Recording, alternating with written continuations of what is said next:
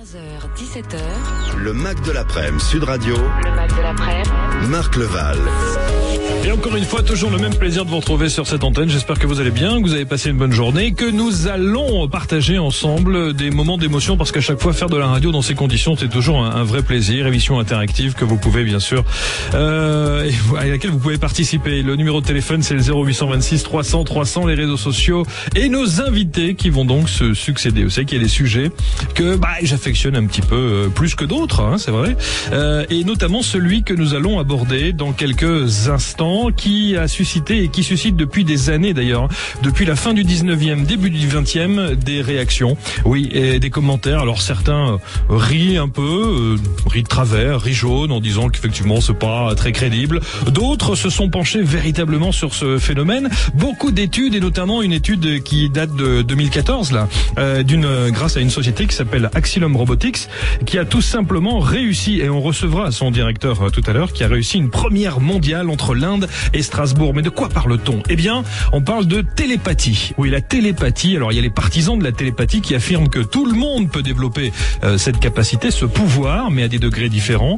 C'est d'ailleurs ce qui expliquerait certains événements curieux de la vie, tels que les rêves prémonitoires. On dit qu'il y aurait un lien entre les deux. Et puis, il y a ceux, évidemment, qui n'y croient pas du tout, en disant que ça n'est qu'une supercherie, et que dès l'instant où la science ne reconnaît pas, effectivement, le phénomène de télépathie, eh bien, ça n'existe pas. Dès l'instant où on ne peut pas l'expliquer, ça n'existe pas. Et ça, autant vous dire que je m'insurge contre cela. Le débat est donc ouvert. Est-ce que vous y croyez ? Est-ce que vous avez la sensation de pouvoir communiquer comme ça par l'esprit avec vos semblables, avec peut-être, on parle des frères jumeaux, des sœurs jumelles, on dit qu'il y a un lien particulier. On recevra notamment tout à l'heure Paul Jabert, qui est le vice-président de la Fédération des jumeaux et plus.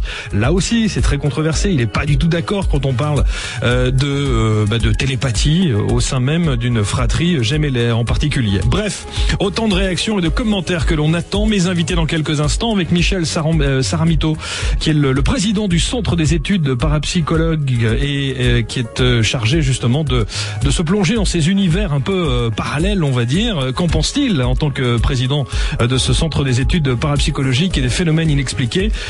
Qu'en pense-t-il ? Qu'en pensez-vous ? Vous, 0826 300 300, 71 200 code sud pour les SMS. On attend vos réactions. La télépathie. Une chose est claire, c'est que la télépathie avec mon réalisateur, on repassera. Hein, c'est pas. Il va falloir qu'on se dise encore les mots et qu'on fasse des gestes. La télépathie, donc les partisans, ceux qui n'y croient absolument pas, parce que scientifiquement, ce ne serait pas prouvé. Il y a beaucoup à dire sur ce sujet. Je rappelle le numéro de téléphone pour intervenir, 0826 300 300. C'est Michel Saramito qui est avec nous, le président du Centre des études parapsychologiques et des phénomènes inexpliqués, que j'ai le plaisir de recevoir pour commencer. Monsieur Saramito, bonjour.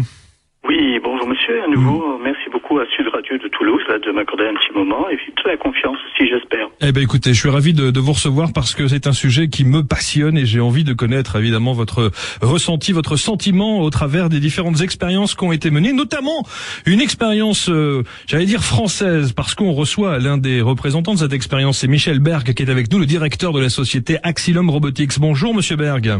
Bonjour. Merci d'être là. Est-ce que d'abord, avant de parler de l'expérience que vous avez mise en place, enfin en collaboration évidemment avec d'autres nations et d'autres laboratoires, est-ce que on peut parler de télépathie ou pas dans ce que vous avez fait avec la société Axilum Robotics ? Écoutez, on s'est posé la question nous-mêmes. En fait, nous, lorsqu'on a publié notre expérimentation, on a parlé de communication de cerveau à cerveau.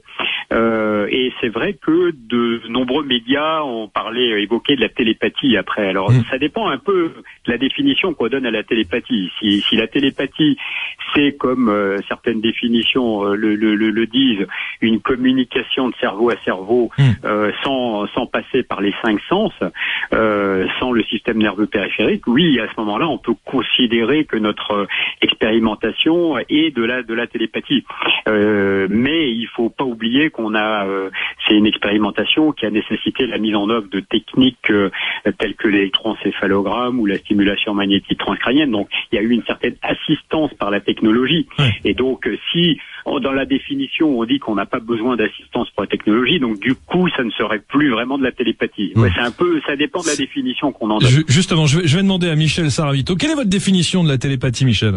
Oui, ça rejoint un peu ce que disait Michel Berg, mais donc moi je dis tout simplement quand même que quand on n'utilise pas en tout cas un matériel, je veux dire, très technologique, à mon avis, une transmission donc déjà à distance d'intention sous forme de pensée éventuellement, mais aussi d'images et de sensations et par voie donc extrasensorielle, c'est-à-dire sans l'utilisation de nos 5 sens qu'on utilise tous les jours. Voilà, mais on peut avoir recours, on peut être appuyé par du matériel électronique informatique?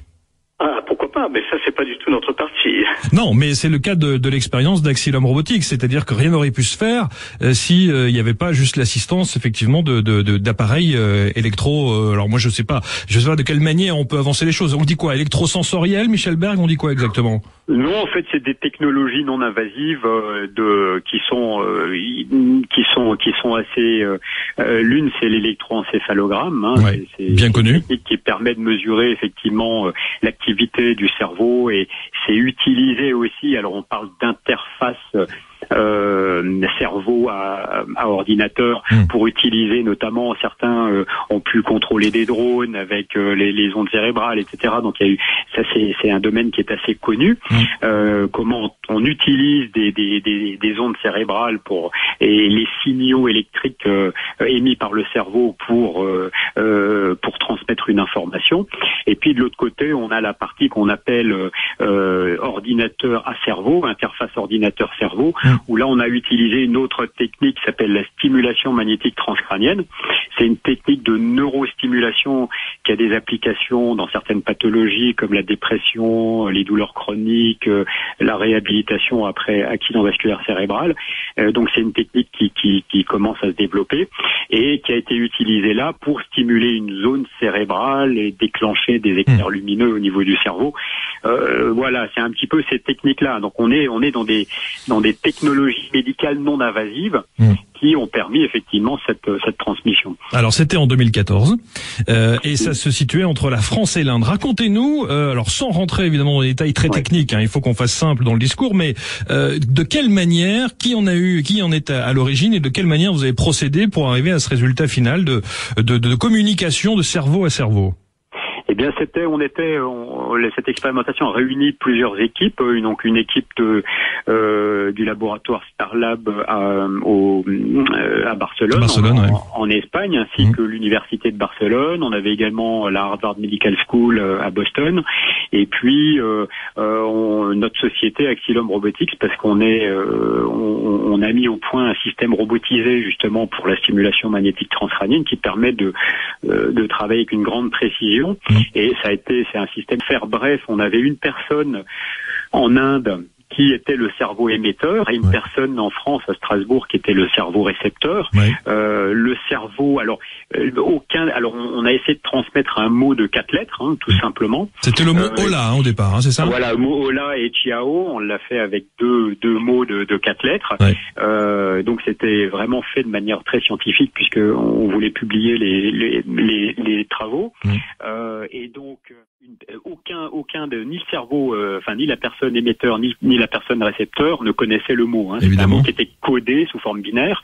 Et donc la personne qui était en Inde, en fonction d'informations qu'elle recevait, devait penser soit à lever la main, soit à lever à bouger les pieds. Et voilà, et ça donnait donc des ondes cérébrales captées par l'électroencéphalogramme, qui étaient ensuite transmises par Internet jusqu'en France, et étaient injectées ensuite dans le système de stimulation magnétique transcrânienne, qui en fonction de cette information binaire stimulait ou non une zone cérébrale dans le cortex occipital, donc à l'arrière du crâne, pour déclencher des éclairs lumineux.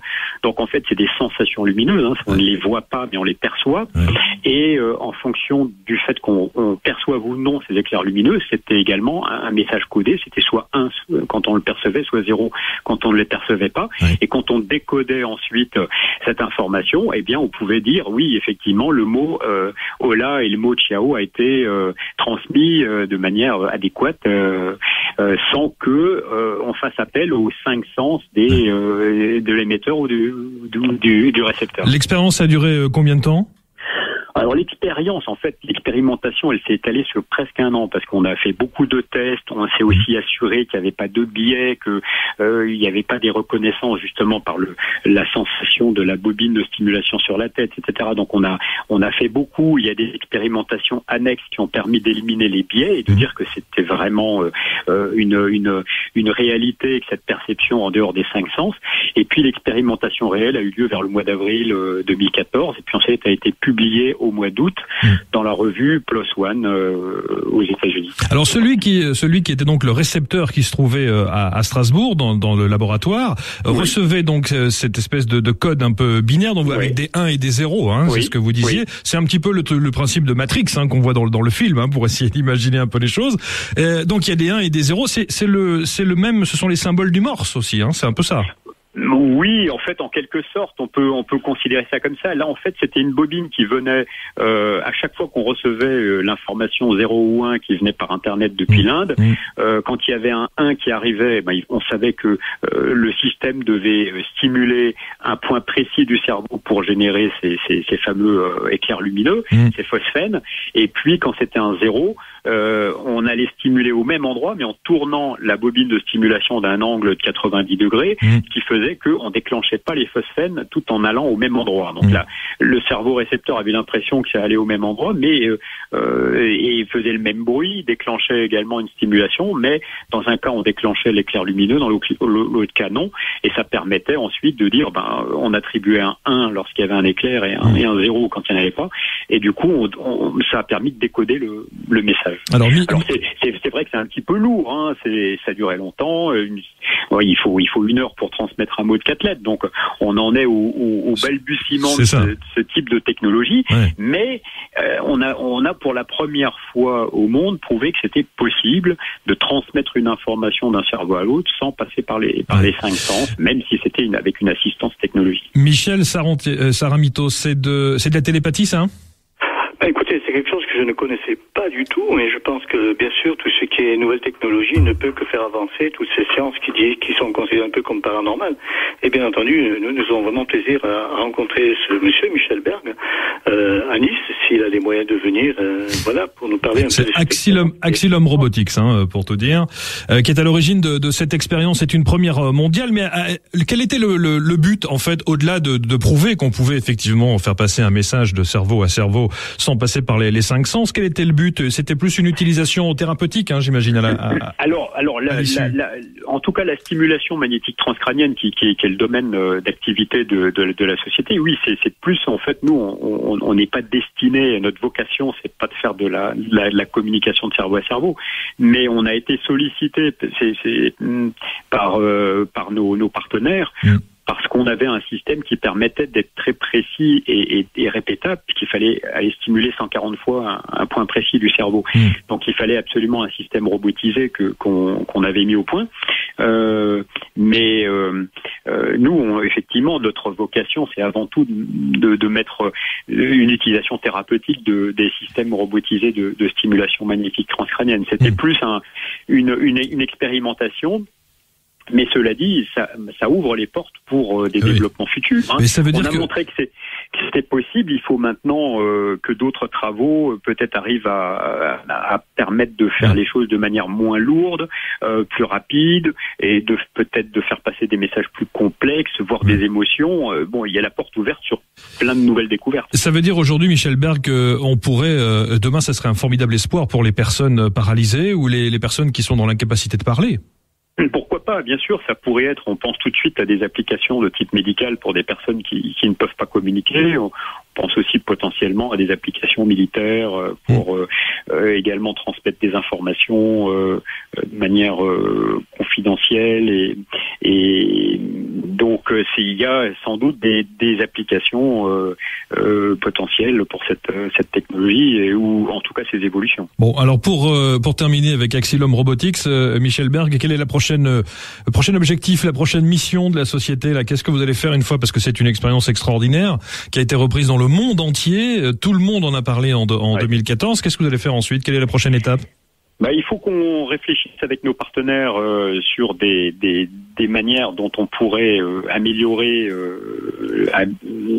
la procédure, la rendre encore une fois plus facile à mettre en œuvre et pour pouvoir plus facilement l'appliquer concrètement. Donc on réfléchit à différentes options avec ces partenaires. En attendant, la société est bien sûr tournée vers plutôt les utilisations thérapeutiques de la stimulation magnétique transcrânienne. C'est une technique qui est une belle alternative au traitement médicamenteux et dans certaines pathologies, c'est important d'y travailler aussi. Bravo, en tout cas, Axilum Robotics. Merci mille fois à Michel Berguin pour nous avoir raconté cette histoire, cette très très belle avancée technologique qui a été donc encore une fois qui est une première mondiale et on est ravis qu'une société française y ait contribué et on vous suivra à la suite des événements parce que ça c'est assez passionnant. Merci beaucoup à Michel Berg. Merci à vous, avec plaisir. À très bientôt, merci. Michel Saramito, on revient dans un instant, on va parler de la télépathie dans l'histoire, on va parler de ce que l'on sait de la télépathie, au-delà de l'aspect scientifique qu'on a déterminé avec Michel Berg il y a un instant. Depuis quand s'intéresse-t-on justement à la télépathie? Que sait-on aujourd'hui? Est-ce que ça reste complètement farfelu ou est-ce que c'est quelque chose qui peut qui s'explique aujourd'hui? Est-ce qu'on a des cas avérés qui sont prouvés? On sait très bien que la science en général aime particulièrement dire que tant qu'on ne l'a pas scientifiquement prouvé, ça n'existe pas. Voilà, ça c'était une phrase que j'ai du mal à comprendre, mais bon, on y revient dans un instant avec d'autres invités. On aura Pascal de Clermont également, qui est coach et consultant et qui est surtout mentaliste. Et il sera là, il nous rejoindra dans quelques minutes pour nous dire précisément quelle est son opinion sur la télépathie. Marquons une pause et nous revenons. À tout de suite. Le Mac de l'après-midi, Sud Radio. Marc Leval. La télépathie, mythe ou réalité, avec mes invités Michel Saramito qui est avec nous, qui est donc le directeur, le président du Centre des études parapsychologiques et des phénomènes inexpliqués. On parle de télépathie. Alors vous avez entendu, Michel, cette expérience avec cette société française. Et puis, alors la télépathie, est-ce un phénomène qui intrigue depuis longtemps ou pas? Partie de toutes les recherches parapsychologiques depuis très longtemps. Je crois que c'est vraiment l'Institut Métapsychique International qui existe toujours à Paris, donc depuis l'époque de Charles Richer, qui a commencé déjà à s'intéresser à toutes ces choses-là, ainsi que surtout les anglo-saxons, donc en Angleterre, entre autres. Est-ce que vous y croyez? Non seulement je suis bien obligé d'y croire parce que nous avons fait des expériences, mais beaucoup plus simples, bien entendu, que celles qui viennent d'être décrites. Et pour nous, c'est une évidence. Je crois qu'il ne suffit pas de croire, il faut expérimenter certaines choses pour se rendre à l'évidence et avoir déjà, je crois, l'humilité de dire, effectivement, c'est certain, il y a bel et bien une transmission de cerveau à cerveau sans les 5 sens, même si on ne comprend pas très bien comment ça se produit. Alors, les expériences que vous avez menées, de quel ordre étaient-elles? Alors, bien entendu, là, il ne s'agit pas de nouvelles technologies, mais tout simplement d'une personne à une autre. Et plus exactement, je dirais que notre idée est très simple. Elle est venue de l'idée que plus on a d'émetteurs qui transmettent la même information en même temps, plus, si vous voulez, cette information va être forte, un peu comme un poste de radio qui va recevoir et des émetteurs très puissants qui permettent à ce poste de recevoir. Donc, je voudrais parler rapidement, peut-être je n'ai pas trop de temps. Allez-y. Donc, nous avons mis des très bons sujets d'hypnose, en hypnose très profonde, je dis bien vraiment très profonde, et ça a été vraiment important. Nous avons demandé au sujet en hypnose profonde, en quelque sorte, de faire une sorte de vide mental. Et l'idée était non pas de transmettre, si vous voulez, par exemple, une image, mais quelque chose qui est de l'ordre du vécu. Et quand je parle de l'ordre du vécu, c'est pas simplement quelque chose auquel on va penser, c'est quelque chose que l'on va vivre. Et comme nous avons 5 sens, l'idée nous est venue tout simplement de transmettre les goûts. Ça paraît un peu curieux, mais c'est ce que nous avons fait. Donc, je résume, le sujet est en hypnose très profonde, complètement déconnecté, à quelques mètres de nous, et en même temps, par exemple, près 5 personnes se mettent un grain de sel sur la langue. Et là, nous demandons donc au sujet qu'est-ce qu'il ressent. Et là, très très curieusement, on s'aperçoit qu'effectivement, il a de suite une réaction dans la bouche, il secoue la tête en disant c'est salé, c'est de l'eau de mer. Nous avons fait après l'expérience avec du sucre, pareil donc là, en lui disant que bien entendu le précédent goût avait complètement disparu et il sentait de suite ce goût qui était beaucoup plus agréable, bien entendu, que du sucre. Et pour aller un peu plus loin, nous lui avons transmis de la menthe tenez-vous bien, publicité non payée, du pastis, donc le goût d'anis. Et le pire que nous avons pu lui transmettre, si vous connaissez, si les auditeurs connaissent, ceux qui sont ouverts aux médecines non conventionnelles, tout simplement du chlorure de magnésium, qui est un produit très très amer. Et à notre grande curiosité, chaque fois dans le même ordre, le sujet recevait bien ces sensations, donc, qui étaient transmises en quelque sorte de 5 personnes à ce sujet profondément endormi. On nous a fait la remarque, ah ben oui, mais le pastis, ça sent, ça a une odeur, l'alcool de menthe aussi. Ok, je veux bien, mais quand vraiment dans le même ordre, le goût sucré, le goût salé, le goût de chlorure de magnésium était perçu, ces produits n'ont aucune odeur. Donc vraiment, pour nous, c'était quelque chose de fabuleux et qui était vraiment une évidence. Voilà. Est-ce que la communauté scientifique était présente lors de ces expériences? Parce que c'est ça, en fait. Mais il est là le problème. Au début de notre association, oui. Et bon, nous avons tout à fait l'intention de reprendre ce genre d'expérience. Si j'ai encore quelques instants, les ont une autre idée. Donc, je propose surtout de lire des livres qui sont très anciens, qui sont de journalistes américaines, qui sont Sheila Ostrander et Lynn Stroder. Ces 2 livres sont Fantastique recherche en URSS, très vieux, 1975, et Nouvelle recherche sur les phénomènes psy en URSS. Donc là, c'était vraiment fait par des scientifiques, puisque donc l'ex-URSS avait des moyens colossaux pour faire des recherches psy, donc psy-PSI. Eux ont eu la bonne idée aussi, non plus d'envoyer aussi tout simplement des pensées, des images, mais d'envoyer à nouveau une sensation vécue. Et là, d'après la description qui est faite dans un de ces livres, le sujet est toujours pareil, en état modifié de conscience très profond, hypnose, était donc endormie profondément, et il y avait une autre personne qui par moment se piquait. Donc elle n'imaginait pas se piquer, elle se piquait réellement. Elle se piquait sur le bras, et le sujet profondément endormi ressentait la piqûre à distance sur le bras. Elle se piquait éventuellement sur le front, elle sentait la piqûre sur le front. Donc pour moi c'est une évidence, je crois que pour sortir des croyances, il faut vraiment expérimenter. Voilà. Est-ce que ça veut dire que cette expérience n'a pu se faire que parce qu'il y avait cet état d'hypnose profond? Ça veut dire qu'en état normal, ça n'est pas envisageable? Je pense qu'effectivement, ça ne marchera pas du tout. Je crois qu'il faut que la personne soit vraiment, comme on disait au siècle dernier, un peu avec une extériorisation de la sensibilité. Quand je dis extériorisation de la sensibilité, c'est-à-dire que vraiment, c'est comme si les 5 sens de la personne profondément endormie ne sont plus même dans le corps. Donc, quelqu'un qui est à l'état de veille ne recevra pas du tout l'information. En moins d'être quelqu'un d'hyper doué, peut-être, ou bien, tout le monde le sait, souvent lorsque des personnes sont en train de mourir, quelqu'un de la famille qui ne le sait absolument pas reçoit l'information comme quoi cette personne effectivement est en train de mourir. Pourquoi? Peut-être parce qu'à ce moment-là, bien sûr, les 2 personnes sont réveillées, si je puis dire conscientes.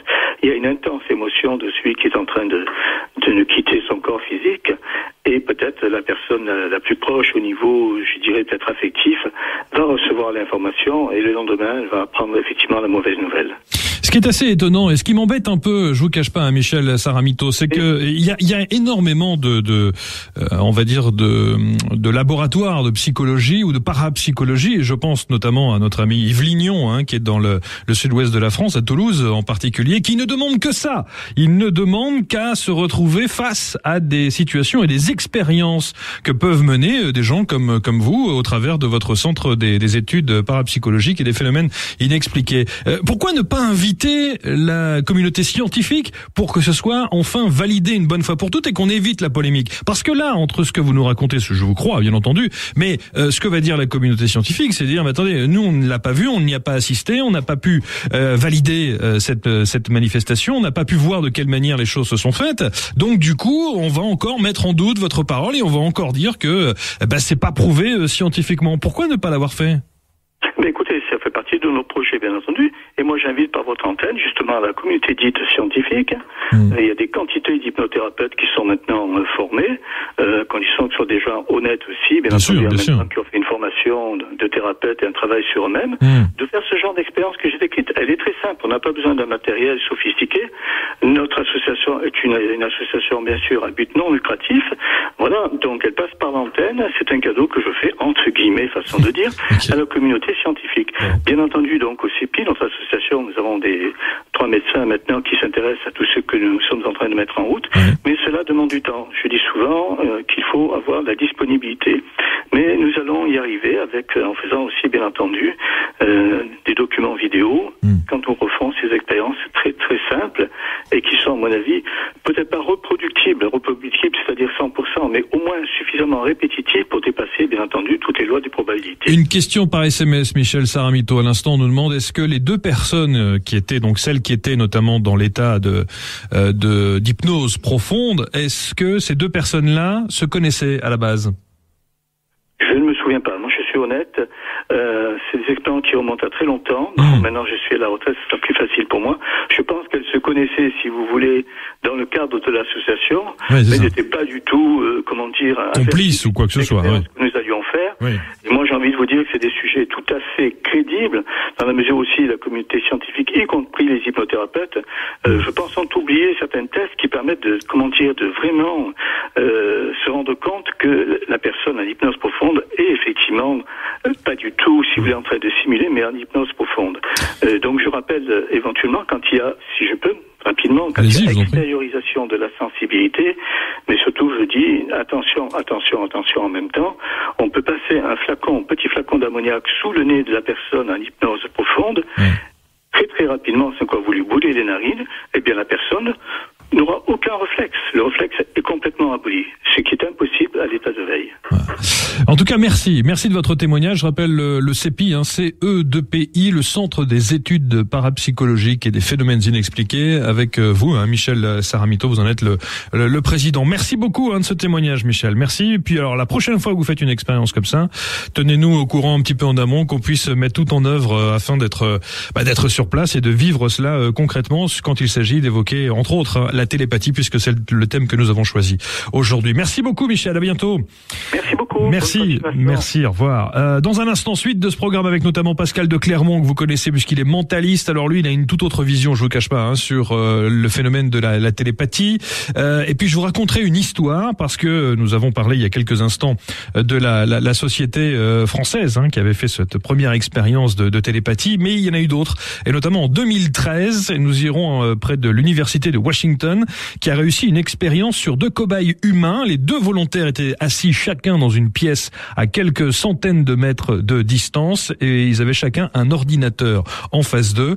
Et vous allez voir ce qui s'est passé. Est-ce véritablement de la télépathie ou pas? Réponse dans un instant sur Sud Radio. À tout de suite. Sud Radio. On parle de télépathie et je reçois Pascal de Clermont, mentaliste, coach également, et il fait régulièrement du consulting. On a eu le plaisir de le recevoir il y a quelques semaines de cela pour parler justement de l'aspect mentaliste pur. Bonjour Pascal. Oui, bonjour Marc, bonjour à tous les éditeurs et merci de m'accorder l'antenne. Merci d'être là, d'avoir répondu à notre invitation. À quoi je pense là? Quelles vont être les prochaines questions? Et le temps passe très vite, vous dites. Il reste peu de temps. C'est vrai, vous avez raison. Pascal de Clermont, la télépathie, on y croit ou pas alors? Alors, je ne vais pas parler de croyance. Pour moi, la télépathie, il ne s'agit pas de croire ou de ne pas croire, il s'agit d'abord de savoir. Donc, la télépathie, elle est étudiée. Il ne s'agit pas d'y croire, on sait. Aujourd'hui, très clairement, il y a toute une partie du monde scientifique, contrairement à ce qu'on peut croire, qui sait que la télépathie est un phénomène qu'on considère aujourd'hui comme avéré, mais fluctuant. Ça, c'est des études qui datent des années 70 à 80, où il y a eu plusieurs laboratoires très très sérieux du côté de New York, d'Édimbourg, d'Houston, en Suède aussi, qui ont mis en place de véritables protocoles qui ont montré l'existence d'un phénomène télépathique sur le long terme. Donc, je vais préciser, il y a 2 types de télépathie, on pourrait dire, quand on parle de vraie transmission. On considérera que la télépathie, c'est la transmission entre 2 ou plusieurs personnes de concepts, d'images, de sensations, sans passer par le biais sensoriel, sans passer par le hasard, sans passer par la probabilité ou la déduction. C'est des définitions de la transmission extrasensorielle, acquisition d'informations à distance. En gros, on transcende l'espace, sur la télépathie. Voilà. Donc, toutes ces études ont montré très clairement que la télépathie peut être mise en évidence, mais sur du long terme. Donc, 2 types de télépathie. Il y a les phénomènes de télépathie qu'on dira impromptus. qui sont des phénomènes qui se passent clac d'un coup comme ça par hasard. Donc ceux-là sont absolument inobservables en termes de laboratoire parce qu'ils se passent de manière impromptue. On ne sait pas quand ils arrivent. Alors ça, c'est concrètement, c'est quoi? C'est quand on pense à quelqu'un, la personne arrive dans la pièce au moment où on était en train d'y penser? Alors ça peut être le hasard ou ça peut être de la télépathie. Et là, on ne peut pas savoir. On ne peut pas vraiment déterminer si c'est le hasard ou la télépathie. D'accord. Ensuite, il y a les expériences de télépathie dites provoquées. Et là, celle-là, c'est celle qu'on fait en laboratoire. Oui. On s'est rendu compte que probablement, on sait où se situent à peu près au niveau cérébral les stimulations pour de la télépathie provoquée. On sait que ça se passe sur les parties frontales et préfrontales, dites zones exécutives du cerveau. En gros, la partie du cerveau la plus élaborée, la plus évoluée, corticale. Voilà, tout en face du cerveau, tout en face du front, derrière le front. Alors qu'on pense que la télépathie impromptue se situe plus dans des zones plus instinctives du cerveau, plus reptiliennes ou limbiques. Et celle-là, elle est impromptue. On a un mal de chien à l'étudier. Donc, là aussi, télépathie, il faut faire attention à ne pas confondre la télépathie avec des phénomènes de hasard, des phénomènes qu'on appellera aussi de la contagion affective. La contagion affective, c'est quand deux personnes qui se connaissent bien partagent suffisamment de mêmes références, de mêmes références sociales, culturelles, pour que lorsque l'un commence une phrase, l'autre la finisse. C'est le cas des jumeaux? Ça peut souvent être effectivement un cas de jumeaux, par exemple, mais pas toujours. Ouais. Mais en tous les cas, je crois qu'il faut tordre le cou à un mythe qui est que la science est contre les phénomènes extrasensoriels. Il existe tout un ensemble, je vous dis, de scientifiques très très sérieux. Pour les citer, il y a Norton, on a en Californie Dean Radin, on a à Amsterdam, très proche de nous, une personne qui s'appelle Dick Bierman, et en Suède, Adrian Parker, qui sont des gens qui sont vraiment très calés et qui ont poussé des expériences de manière très importante, en sachant par exemple qu'une expérience de télépathie, pour qu'elle fonctionne, ne doit pas se baser sur une série de 3-4 expériences. Lorsque je parle de sessions d'expérience, c'est des gens qui font des sessions sur à peu près 5-6 ans avec plus de 400 sujets. Ensuite, toutes leurs expériences sont mises ensemble et on les filtre à l'aide de ce qu'on appelle les métadonnées pour éviter les aberrations de probabilité, tout ce qui est fraude éventuelle ou mauvaise prise de notes. Et on se retrouve à avoir une évidence, alors que les résultats dus au hasard devraient être entre 18 et 21% de chances de résultats justes. On se retrouve avec des résultats de 47 à 50% justes. Ce qui veut dire qu'aujourd'hui, on considère que la télépathie est un phénomène avéré, mais fluctuant, parce qu'il est très difficile à provoquer dans un court laps de temps. Oui.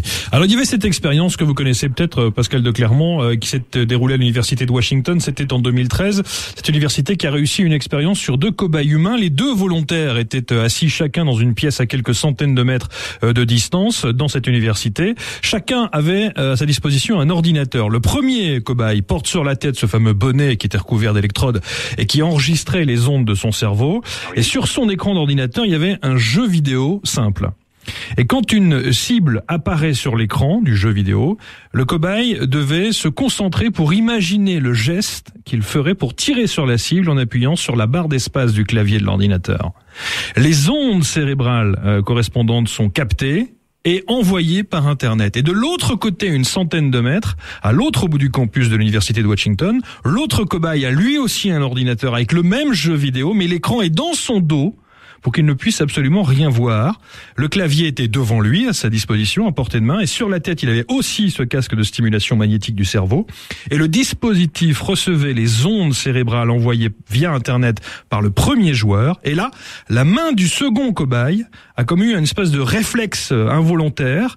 Lui, il dit que c'était tout simplement un tic nerveux, mais on s'est quand même aperçu que, eh bien, il a eu ce petit geste furtif d'appuyer en même temps que celui qui émettait justement la sensation et le besoin d'appuyer sur la barre d'espace, il appuyait lui aussi il faisait exactement le même geste que l'autre. C'est un phénomène de télépathie. Alors pour moi non. Ah. Et je vous explique pourquoi. Alors même s'il faut saluer comme au même titre que l'expérience dont dont on a entendu parler tout à l'heure et que vous avez commenté et qui est extraordinaire, hein, une prouesse pour moi fabuleuse, porteuse de plein espoir. Mais pour moi, ce n'est pas de la télépathie, je vous explique pourquoi. D'accord. Par contre, c'est un pas intéressant. Ce n'est pas de la télépathie parce que la télépathie, c'est la transmission. Or, la transmission du signal, dans ce cas-là, elle se fait par Internet. Ce qui veut dire qu'on a un appareil qui décode les fréquences cérébrales. Oui. Et qui va les décoder, parce qu'il est tout prêt, un appareil à simulation magnétique transcrânienne, et il va capter ces signaux, il va les envoyer via Internet et il va y avoir de l'autre côté un appareil qui va retransmettre ce signal. Donc même si ça montre très clairement que puisqu'un appareil peut arriver à capter ses pensées, qui peut arriver à capter ces changements de fréquences cérébraux, ces changements électriques au niveau des neurones de manière très très précise, ça montre que ça peut être capté. Donc ça montre bien qu'il est possible pour une autre personne de le capter probablement à distance. Ouais. Par contre, le fait que ça soit capté électriquement et transmis, on n'est pas encore dans de la télépathie puisque la transmission se fait par Internet. D'accord, oui, ça veut dire que pour qu'on parle véritablement de télépathie, il faut qu'il n'y ait aucun lien, aucun support, aucune technique qui vienne se mettre entre les deux personnes susceptibles de rentrer en communication. Globalement, oui, puisque par exemple, là, dans la première expérience, celle qui a eu lieu il y a quelques temps, en 2014. Oui, avec Axilum Robotics. Voilà, tout à fait. Qui est fabuleuse, comme je vous ai dit tout à l'heure, et porteuse de beaucoup d'espoir. Mais, à mon sens, étant donné qu'il y a un appareil pour le récepteur qui stimule la zone occipitale, qui est le siège des aires de reconnaissance visuelle, il est tout à fait normal qu'en la stimulant électriquement, on obtienne ou pas des flashs. Donc là, on a un petit peu une stimulation sensorielle. D'accord. Visuelle. Alors, je vais vous garder. On peut rester ensemble, Pascal de Clermont, encore quelques minutes. Allez, super. Et puis on accueillera également Paul Jabert. À tout de suite. Radio. Le phénomène de télépathie sur l'antenne de Sud Radio, les dernières minutes avec Pascal de Clermont, mentaliste, coach consultant également, et qui nous éclaire à sa manière, évidemment, sur les phénomènes de télépathie. C'est toujours très intéressant de recevoir Pascal de Clermont, tout comme Paul Jabert, qui est le vice-président de la fédération Jumeaux et Plus, parce qu'on a souvent dit que les jumeaux, en tout cas tous ceux qui étaient issus d'une naissance gémellaire, avaient la possibilité de rentrer en contact avec un aspect un peu télépathique. Alors visiblement, ça ne plaît pas beaucoup à Paul Jabert. À chaque fois qu'on évoque ce sujet, je sais qu'il n'est pas tout à fait pour. Bonjour Paul. Oui, bonjour à tous. Merci d'être avec nous. Est-ce que c'est ça, vous n'êtes pas très friand de ce genre d'expérience et d'ouverture, on va dire. Je sais pas que je suis pas friand de l'expérience et d'ouverture. Si des expériences le prouvent, pourquoi pas, s'il y a des télépathes dans les singletons, ce que j'appelle les singletons, c'est-à-dire les enfants, les personnes qui n'ont pas de jumeaux. Oui. Pourquoi elle n'existerait pas chez les jumeaux? Mais il faut pas dire que les jumeaux sont télépathes. C'est un raccourci un peu facile. S'il y a des télépathes parmi les singletons, pourquoi il n'y en aurait pas chez les jumeaux? Souvent, on prend pour de la télépathie une empathie profonde.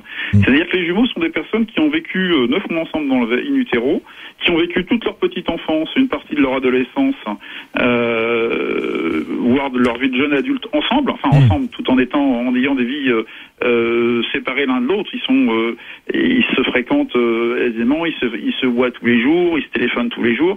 Et donc, si vous voulez, on va comparer ça à un vieux couple, si vous voulez, un vieux couple qui sait quand votre femme rentre à la maison qu'elle a une tête pas belle, ou dire toi t'as pas passé une bonne journée. Ils se connaissent par cœur. Il va savoir interpréter les émotions de son co-jumeau rien qu'en le voyant ou en l'ayant au téléphone, parce que il sait au son de la voix, il sait à l'attitude, il sait au rictus, au coin de la lèvre, sur le visage, qu'il y a quelque chose qui va ou qui va pas. Alors, Pascal de Clermont, ça veut dire qu'on confondrait empathie profonde et télépathie? Alors déjà, on va dire oui, parce que déjà le mot télépathie, si on prend les deux mots racines grecques, télé à distance, c'est pathos, qui souffre, ou qui se passionne, ou affection, donc qui ressent l'affection de l'autre, en gros, qui vit l'expérience psychologique de l'autre à distance.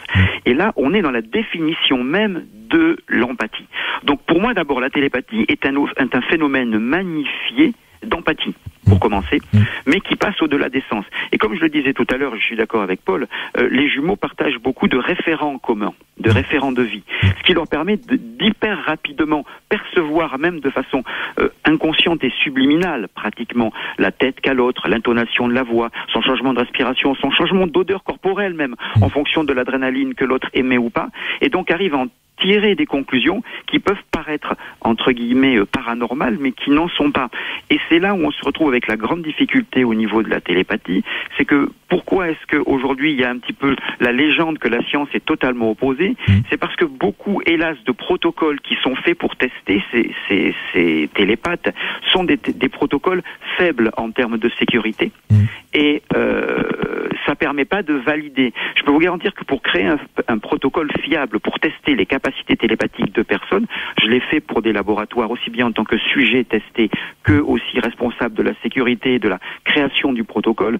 Ça met 6 mois à 1 an pour installer véritablement un vrai protocole très sérieux avec huissier, avec caméra, avec un laboratoire loué, avec des pièces lourd, qui séparent. C'est très lourd. Il faut séparer chaque pièce d'une pièce vide fermée par huissier, des banques à tirage aléatoire. Mais ça existe. J'ai été appelé depuis de longues années, je l'ai fait pour plusieurs laboratoires, et les résultats sont absolument très probants. Mais hélas, c'est noyé parmi tout un ensemble de désinformations, aussi bien au niveau de livres, aussi bien au niveau d'expériences qui n'ont pas des protocoles suffisamment stricts, parce que ça permet à des terroristes du dogme scientiste, parce que pour moi la science c'est avoir l'esprit assez ouvert pour comprendre ce qui la dépasse, et non pas croire qu'on ne définit l'existence des choses que parce que la science explique. Donc ça c'est typiquement les scientistes. Donc tous ces protocoles qui sont hélas faibles, ça laisse tout à fait la marge aux scientistes pour hurler attention, ces expériences ne sont pas prenables en compte. Et lorsqu'on revient en 1925, qui étaient les premières expériences scientifiques menées par le docteur Rhine, qui a eu des résultats extraordinaires, le vrai problème, c'est que ces protocoles n'étaient pas suffisamment stricts pour qu'on ne puisse pas soupçonner qu'il y aurait potentiellement eu possibilité de triche. Donc à partir de là, on ne peut pas les considérer comme validants. Alors j'ai encore 2 petites minutes de pause, et puis je poserai une question dans un instant à Paul Jabert, s'il a lu entre autres ce livre qui a évidemment suscité des réactions incroyables à travers le monde, qui s'appelle Les Jumeaux et le mystère de la télépathie de Guillaume Playfair. Je lui demanderai dans un instant. À tout de suite. Sud Radio. Marc Leval. On termine sur le thème de la télépathie avec Pascal de Clermont, mentaliste, et Paul Jabert, le vice-président de la Fédération Jumeaux et Plus. Je vous posais la question, Paul Jabert, il y a un instant, est-ce que vous avez vu le livre Les Jumeaux et le mystère de la télépathie alors, on le dit à l'anglaise, Guillaume Playfair? Non, pas du tout. Alors c'est un best-seller.